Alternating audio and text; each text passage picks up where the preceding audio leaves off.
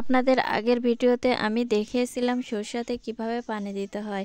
আর পানি দেওয়ার 3 দিন পরের এমন অবস্থা সরিষার। দেখুন কি সুন্দর লাগছে দেখতে, চারিদিকে কি সুন্দরভাবে সব খাড়া খাড়া হয়ে গেছে। এখন তো দেখার মজা, আমি তো অবাক হয়ে গেছি পরশুদিন গিয়ে দেখছি যে গাছের এই অবস্থা। তো আপনারা ভালো আছেন সবাই আশা করছি। তো আপনারাও আপনাদের সরিষাতে এভাবে সেচ দিবেন, তাহলে ভালো ফসল পাবেন। আর এই সরষার নাম বাড়ি 14 সরষা। পরে বলেছে এগুলো 21 দিনে এত সুন্দর হচ্ছে, সেই সুন্দর হচ্ছে। তো এবার দেখ কয়বার সার দেওয়া হলো আলম ভাই?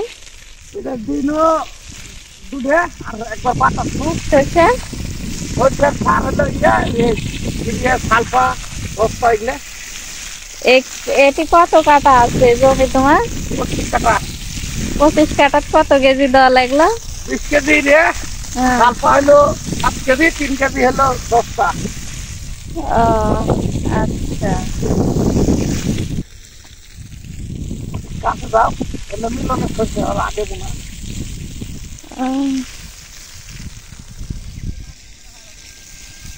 হয়ে যাবে একদম ঢালা ভাবে দিলে।